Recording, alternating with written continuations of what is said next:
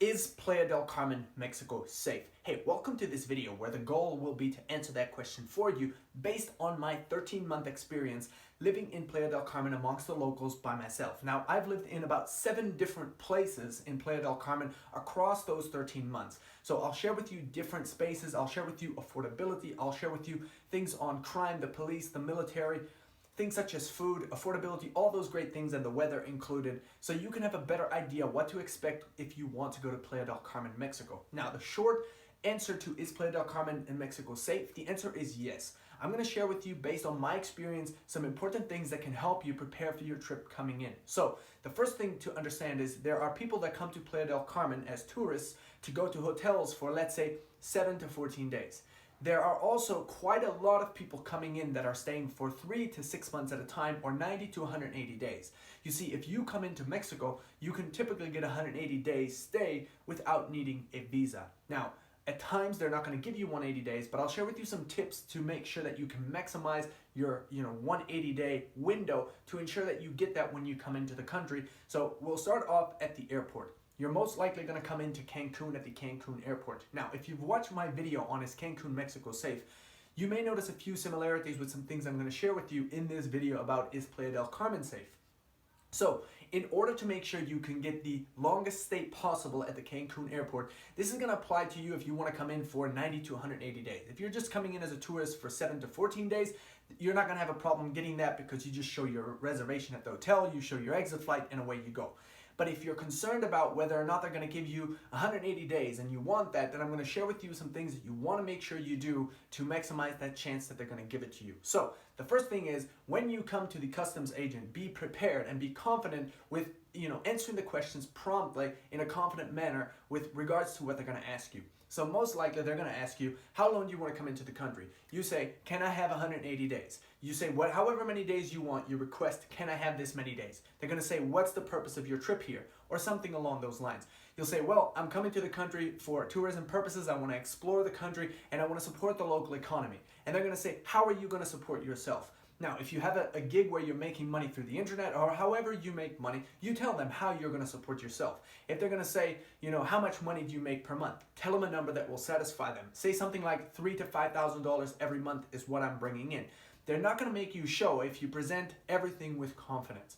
Remember, you can not work legally there, so you don't want to say you're coming into the country to work. In order for doing that, you need to have a work permit. So if you are doing any type of work that's on the internet where your money is coming from through the internet, that is fine. You're okay to do that. You can tell them, oh, I'm doing XYZ through the internet, I make this much money per month, and you don't have to tell them the exact amount, but you get the idea. Present it with confidence, and then they're going to ask you probably 2 more things, and one is going to be, can I see your reservation? Where are you going to stay?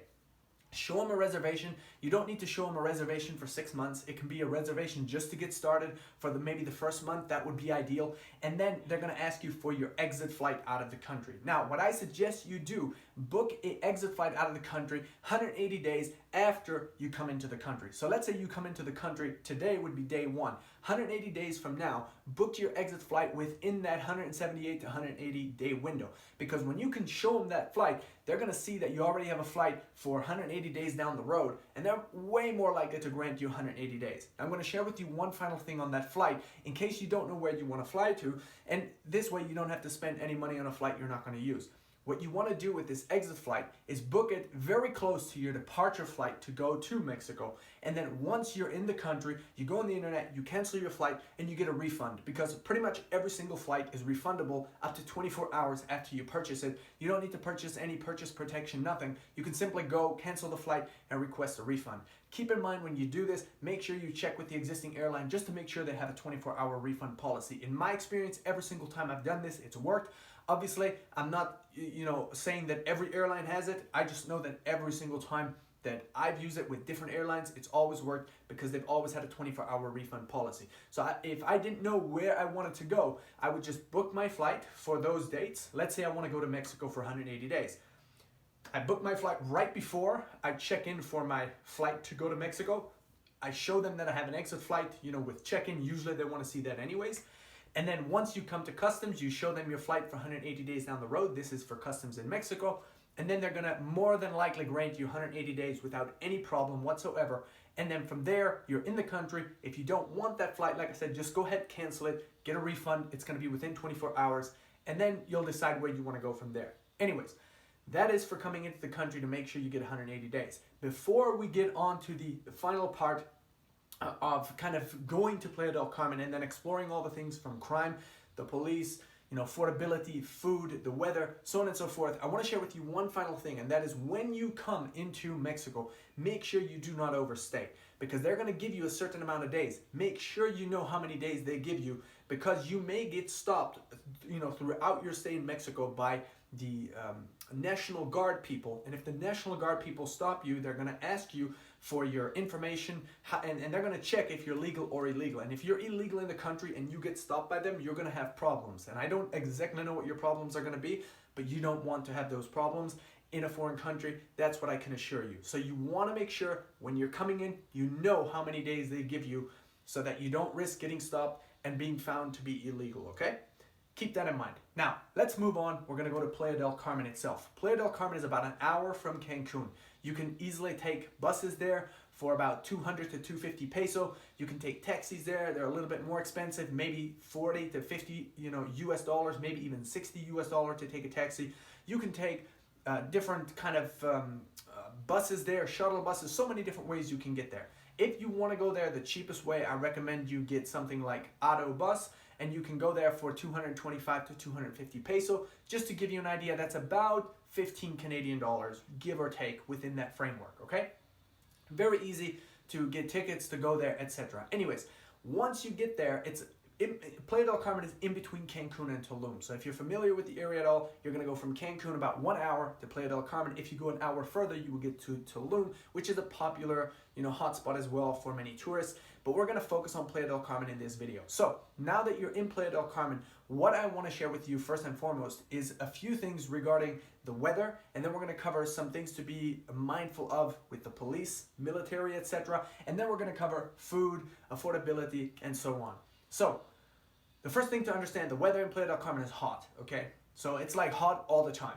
And it rains here and there, but most of the time it's hot. So wherever you go, make sure you get a place that has air conditioning, because you will need it, okay? I promise you it's gonna be worth it paying a little bit extra to get air conditioning. If you're gonna sleep at night in this heat, sweaty, sticky, it's no good. You wanna have air conditioning, okay? Trust me. I think I spent 3 months in Playa del Carmen in a place where I did not have air conditioning, and it was not fun. I had a fan, and that fan was not the best. I mean, it was better than no fan, but you want air conditioning. Trust me on this one, okay? Now, with that being said, if you have air conditioning, if you have the ability to have a place that has a pool, that's also great. That's an additional way that you can get outside and cool down. Of course, the ocean is an amazing place. You're probably going to spend time, to cool down as well. Now, I want to cover some of the things with regards to the different places and affordability, so you have an idea of some of the different neighborhoods that I've been in and what you can expect.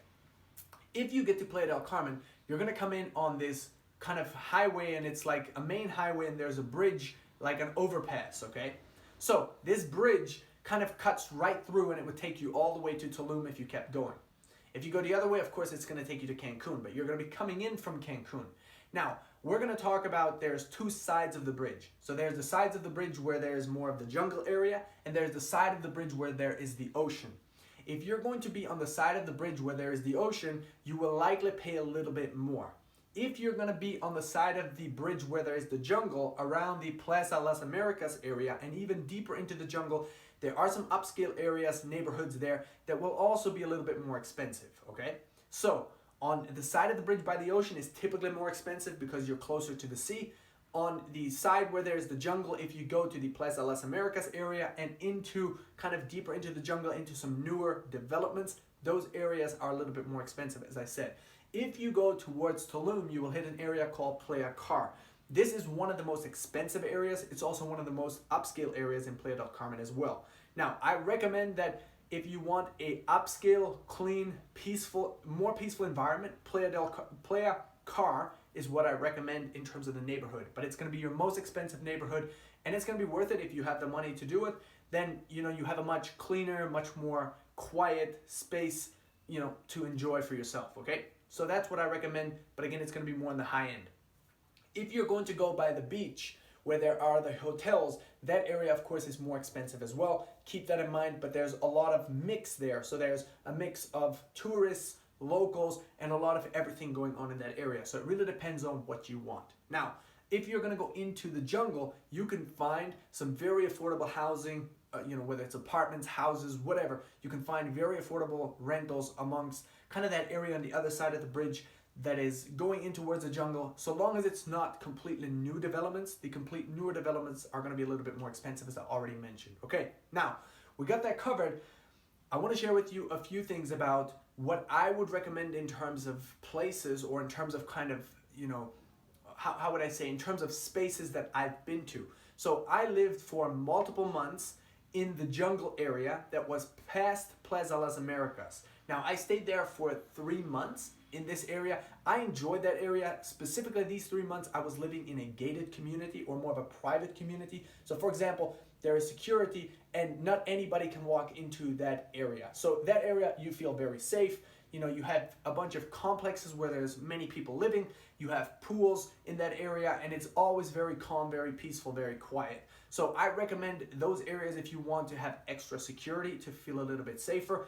You might spend a little bit more in that area, but at the end of the day, it can be worth it if you want that peace of mind, that security, and a cleaner, more peaceful, quiet environment. Okay, now I've also spent 3 other months, about 6 other months. I spent 6 months across 3 different apartments as well, and these were more upscale apartments. They were on the side of the bridge where there was the ocean. Now, one of them was close to CTM area, and the other one was close to Juarez area. Okay, so CTM is going to be a street, Juarez is also a street. Now, without getting too far into this, these condos were amongst the locals, but they were fairly upscale and very secure. And obviously there was nobody that would just randomly be able to get inside. They had like locks outside, the doors were locked. They had rooftops where you could go up to, with pools on the rooftop, amazing views of the city, and they were incredible. And I would recommend, obviously, if that's something you can do and something you can afford, I would recommend to go to those type of places, but you're gonna pay a little bit more. So if you wanna spend less, then I'll share with you some other spaces that I've been to that were not as, let's say, upscale, and they were even more amongst the locals, and in such a way where there was even, more kind of, how would I say, there was more, not as clean, it was more noise, like dogs barking at night, so on and so forth. Anyways, these other areas I spent like 3 months, 3 to 4, I was 4 to 4, at least 4 months, because I spent in so many different places, so I'm trying to chunk together all the time I spent. But it was 4 months in one place, and then I think 3 to 4 months in another place that were not as upscale. Now, I paid less, of course, in those areas, but one was also close to CTM area, and the other one was Constituentes. And one of them was on the opposite side of the bridge where there is the jungle. So without getting too far into exactly where it was, I want you to understand that if you go to these, let's say, lower scale places, you can expect them to not necessarily be as clean. You can expect maybe a little bit more dogs barking, a little bit more noise, etc., kind of throughout the night. But overall, these areas still, I felt very safe. They are a little bit more run down, so that can kind of affect you a little bit psychologically. At least myself, it did. If you're used to clean, upscale environments, and you go into kind of more rundown environments, it can affect you psychologically. So for myself, it did affect me a little bit. I couldn't stay too long in those places. I wanted to get to more cleaner, more quiet, more upscale places. That's just my preference. So, if you go into more kind of places that are a little bit more low scale, you're gonna pay less, but you have to deal with a little bit more noise, a little bit more messiness, and so you have to decide if that's worth it for you, okay? Now, overall affordability in Playa del Carmen is pretty affordable. I would say it's a little bit more expensive than Cancun, especially for rent.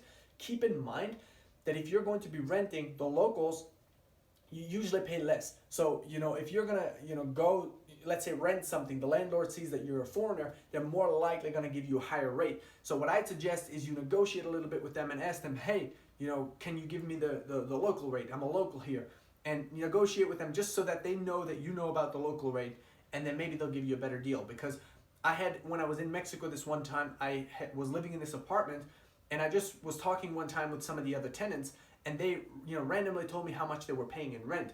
And at the time, they were paying like 2,500 peso a month, and I was paying 5,000 in the exact same apartment. And that's when I realized, oh, they're charging me more because I'm a foreigner here.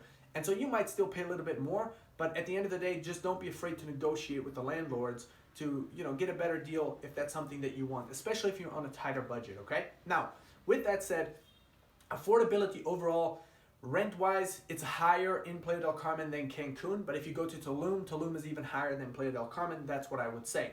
You can find great deals in Playa del Carmen for rent if you're willing to negotiate and you're willing to look, okay? With that said, I want to cover a few things that are related to police, military, and the National Guard. I've never had a negative experience with any of the military, National Guard, or police personnel. I want to be very clear on that. I have, however, had friends that have gotten, stopped, they've gotten searched, and some friends that told me they got robbed. I don't know. I'm just sharing what they said. They said they got robbed. I don't know. I've never gotten robbed. I've only gotten stopped by police. So just to give you an idea, I've gotten stopped by police twice in Playa del Carmen, and both times it was at night. One time it was on the beach, and one time it was on the highway. I was just going for a walk, the main highway that connects Tulum and Cancun. I was going for a walk, and they just pull up, they stop me. And one time on the beach, the same thing. I'm just going for a walk, and they just stopped me. And both times it was the exact same thing. They said they want to do a drug search, because I don't speak very well Spanish. They just said drug us. I have nothing on me except my keys, because when I go out late at night, I would take nothing with me, just my keys for the apartment. And both times they searched me, found nothing, and they drove away. So again, had I had something, would they have robbed me? I don't know. I didn't have anything on me for them to take. So that's all that happened, is they stopped me, they said drug us, they searched my pockets, there was nothing there, and they left. And again, this was only at night. And the stories from my friends that said that they got stopped and they got robbed, this was always past midnight, or around 11 or 12 at night, where they said at certain areas they would get stopped by the police, they would search them and take their money and other valuables. Now again, is that true? I don't know. It didn't happen to me. I'm only telling you some of the things to be aware of. So what I would suggest, if you go out late at night, don't take a lot of stuff with you. If you plan to go out, let's say for a drink or something, or meet a friend, or for food, take literally only enough cash with you to cover that. Go there and make sure that if you're out at night, try and be with people that you know. You may still get stopped, but at the end of the day, if you don't have a bunch of stuff on you, if they do rob you, there's nothing for them to really rob, because you don't have anything with you. If you carry a bunch of stuff with you, then of course if you get stopped, you're more likely to lose all of that. Again, I'm not saying you will get robbed, and I'm not saying it's all the police, but you have to be mindful of that. I will say that I had a bit of because of these things, I don't know if I really trust the police in Playa del Carmen. To be honest, during the day, no problem. But at night, I don't know if I trust them, to be very honest. With the military, they have military personnel. I've never had any issue with the military personnel. Again, I don't know what they do. I don't know what their role is. Whether or not you want to get stopped by them late at night, I don't know. Probably not. The National Guard people, it's important that you understand, from my understanding, these people, they make sure that you're not, in the country illegally. So they'll do routine stops here and there, asking you to present your information to make sure that you're in the country on a legal basis. So if you get stopped by them and you are found to be illegal, you may be in some trouble. And I don't know what that trouble would be. I've only heard a few stories from people. I'm not going to repeat the stories, but what I can tell you is you want to make sure you are legal in the country and not illegal. If you end up for some weird reason being illegal in the country, it's not a big issue if you go to the airport without getting stopped, okay? So if you get to the airport, let's say you're illegal in the country, you simply pay a 40 to 60 Canadian dollar fine, and they give you a new stamp that will allow you to exit the country legally on that date. That's it. And I've had that happen because actually when I was in Playa del Carmen, I was 7 months illegal. So I stayed entire duration. I said I stayed in Playa del Carmen for 13 months, and I stayed 13 months at a time,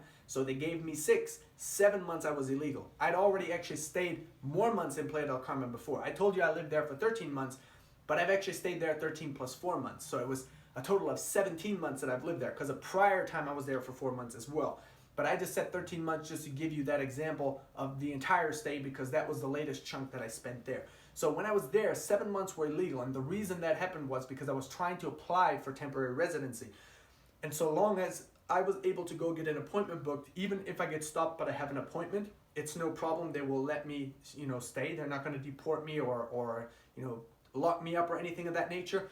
So I never got stopped, but I had multiple appointments, and then I ended up not being able to get residency. So this turned into 7-month overstay.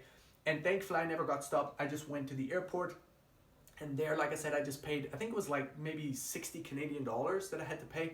They gave me a new stamp, and away I could go, no problem. So that's something to be mindful of. Keep in mind, I've had a few people who've shared stories with me who actually got stopped, and it was not that nice for them when they got stopped and they were legal. So that's why I'm like stressing to make sure that you stay in this country legally. Make sure that you know how many days they give you when you come into the country. And it's why I stressed that at the beginning as well. All right, with all that covered, I think we pretty much covered everything except the food. I'll tell you what, the food, it's delicious. Obviously, there's tons of tacos. If you love tacos, you can eat tacos galore.